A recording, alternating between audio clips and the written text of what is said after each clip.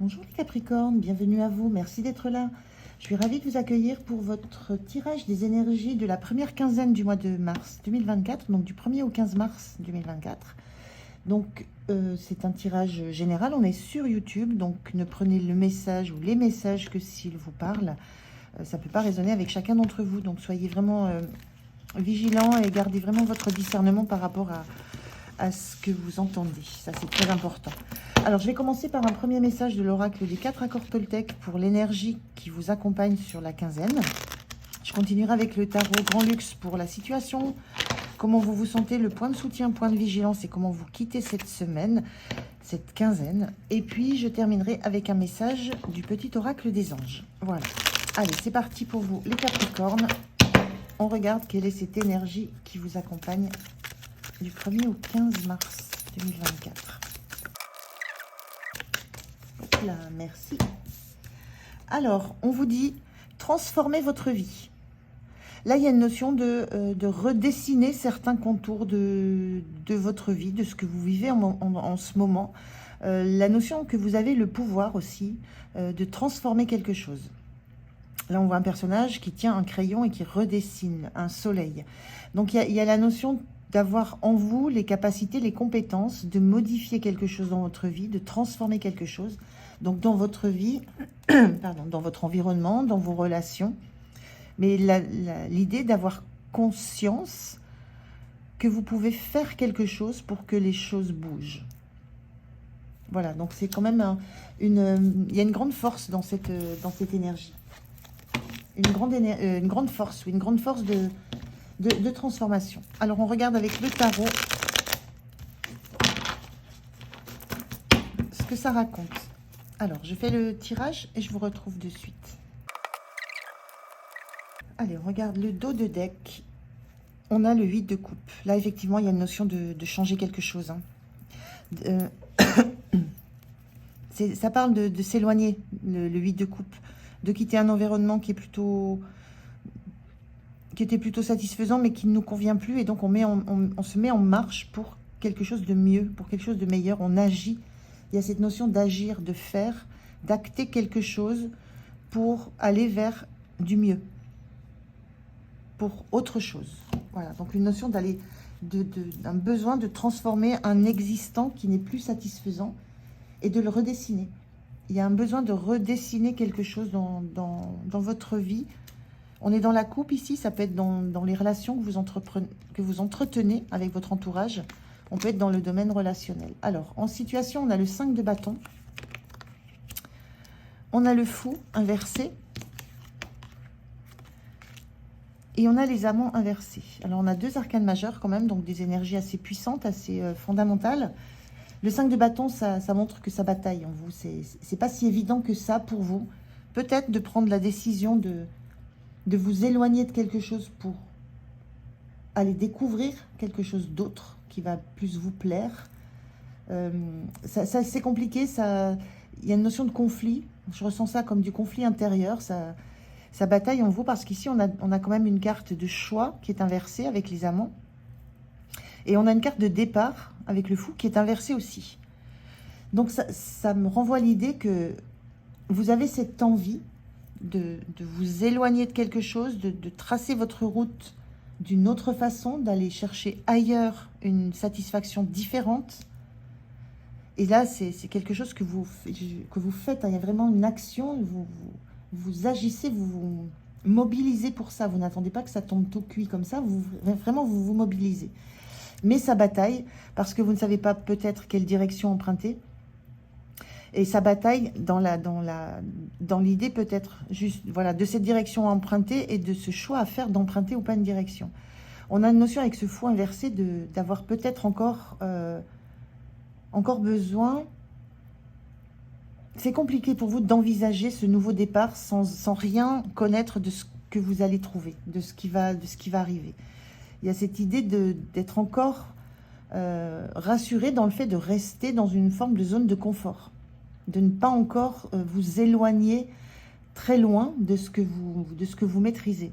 Et on sent bien avec les amants inversés, donc les amants, ça parle surtout d'une forme de choix à effectuer pour se sentir bien, pour se sentir en harmonie entre son côté féminin, son côté masculin, ses côtés sombres et lumière, ce qu'on ressent et ce qu'on acte.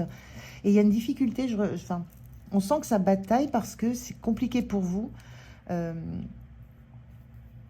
de faire un choix, de faire le choix de l'émotionnel, entre l'émotionnel et l'agir, l'action. On sent dans Suite de coupe, il y a quand même, on lâche quelque chose, on lâche un environnement, des relations, des personnes à qui on est attaché. Ce sont des choses à quoi on tient. C'est pour ça qu'il y a cette difficulté à dire je lâche tout et je pars.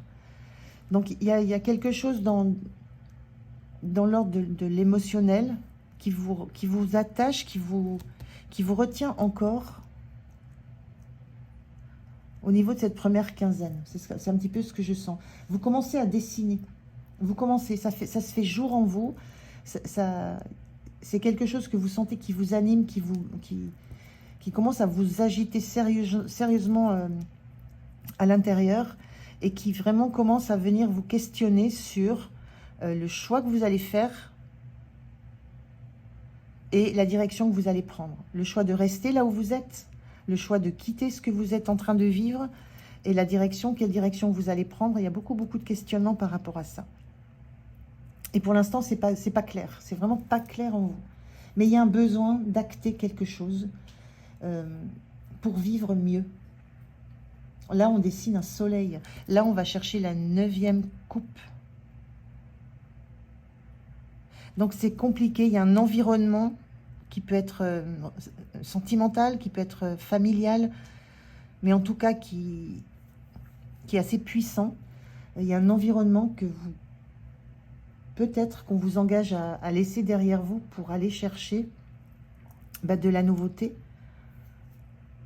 de la joie, pour mettre du soleil, pour remettre un petit peu plus de lumière dans ce que vous êtes en train de vivre. Donc une période un petit peu compliquée en termes de décisions à prendre et d'orientation à prendre. Alors comment vous vous sentez en 9 de coupe? Pour l'instant, vous vous sentez, on sent que vous vous sentez bien. Vous êtes en train de profiter pardon, de toutes ces coupes que vous avez, de tous ces bonheurs, mais il y a cette idée d'en profiter seul. On voit personne, ce personnage. Il y a une notion de vous sentir bien dans une forme de solitude. La sensation de ne pas avoir besoin d'être forcément entouré pour profiter de toutes les bonnes choses que vous avez autour de vous. Donc c'est assez paradoxal parce que c'est quelque chose en même temps qui vous agite et c'est comme si vous étiez dans la sensation de vous dire mais là je profite encore de ce que j'ai. J'ai la sensation que presque vous vous rassurez en vous disant mais en fait non, c'est bien là où je suis, c'est bien, ça me suffit, j'ai pas besoin de plus. Et en même temps à l'intérieur il y a quelque chose qui commence, là ça se transforme à l'intérieur, ça se transforme, il y a une forme d'appel intérieur qui vous agite, et je vous l'ai dit, c'est assez profond, ce sont des énergies profondes, c'est assez en profondeur, ça, ce qui commence à vous agiter. Mais on ressent que vous avez envie de vous... C'est presque comme si vous aviez envie de vous convaincre qu'en fait, vous êtes là où vous êtes, c'est très bien, et vous n'avez pas besoin de... Vous n'avez pas besoin de plus. Voilà, c'est un petit peu cette notion-là que je ressens par rapport à comment vous vous sentez. Alors, ce qui vous soutient, c'est que vous acceptez de voir en face les peurs et comment enfin, cette carte de 8 d'épée, c'est la carte de l'auto-sabotage. On se pense coincé, on se pense pris, on se pense ligoté, on se pense prisonnier, alors que voilà, il n'y a rien qui empêche cette personne de traverser les épées, de passer entre deux épées, de couper ses liens, de s'enlever le bandeau. C'est une carte qui montre des peurs qui ne sont pas liées à une réalité. Donc ce qui vous soutient, c'est que vous acceptez de voir que ce qui vous fait peut-être peur, ce qui vous angoisse peut-être dans ce fait de partir sur un parcours complètement nouveau, d'abandonner quelque chose qui n'est pas somme toute désagréable, hein. Mais il y a cette idée que vous avez conscience de ce qui vous arrête, de ce qui vous bloque, et conscience que ça se joue en vous. Que ce sont des peurs qui ne sont pas liées à une réalité extérieure. Donc il y a un regard assez honnête sur ce qui peut vous empêcher justement de faire un choix et de prendre un nouveau départ. Mais c'est pour ça que je vous disais, je sens que ça bataille à l'intérieur de vous, et je ressens plus ça comme une façade que vous affichez. Vous affichez cette façade de tout va bien, je vais bien, alors qu'à l'intérieur ça bataille, et que vous avez conscience que vous sabotez quelque chose en vous quelque part. Il y a un petit peu de ça. Le point de vigilance, on a ce 10 de coupe. Et le point de vigilance, donc le 10 de coupe, c'est l'harmonie totale. C'est l'idée de, voilà, on a un couple avec un chat devant un feu de bois. C'est vraiment là, ça fait un peu cliché, ça renvoie à une image de bonheur assez idyllique. Le point de vigilance, moi ce que je ressens là, c'est par rapport à tout ce que vous avez envie de quitter et tout ce que vous avez envie d'aller découvrir. C'est être quand même vigilant au fait que ça ne sera pas peut-être le bonheur idyllique que vous imaginez.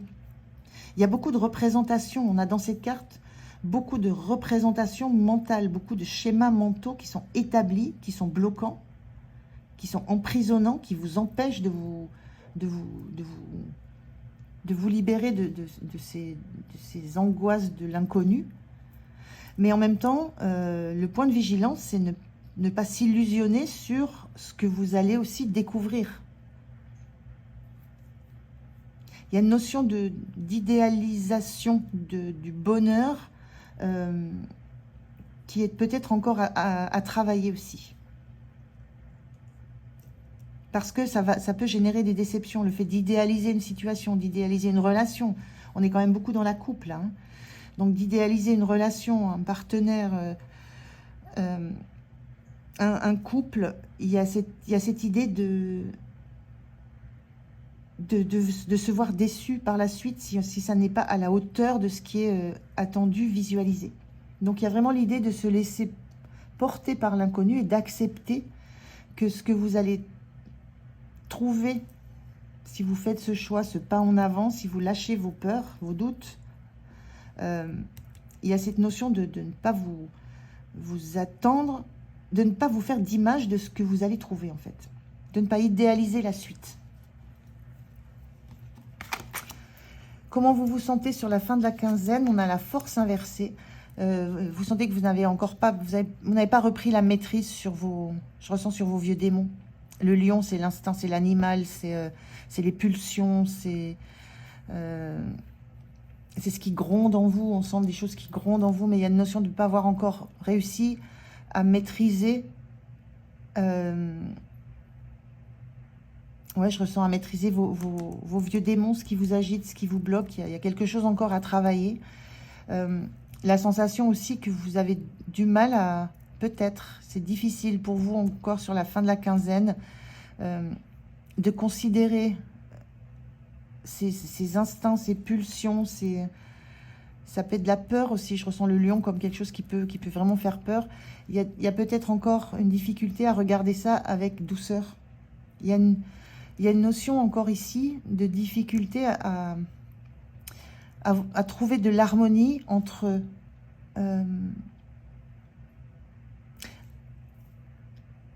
la douceur et la force.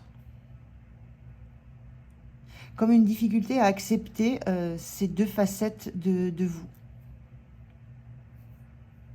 On retrouve là cette notion de choix, je vous ai dit, entre le côté féminin, le côté masculin. Là, on a le lion qui est le côté j'agis, je fonce, et le côté plus féminin qui est dans l'émotionnel, dans les ressentis. Il y a quelque chose qui a du mal à s'harmoniser encore. Mais on a quand même encore un arcane majeur, et il y a quelque chose d'assez puissant qui est en train de se travailler et se jouer en vous. C'est un petit peu ce que je ressens pour vous les Capricornes là, sur cette première quinzaine de mars. Grosse agitation intérieure qui vraiment vient vient vous questionner sur ce que vous montrez de vous, qui n'est absolument pas en lien avec ce que vous ressentez de vous à l'intérieur.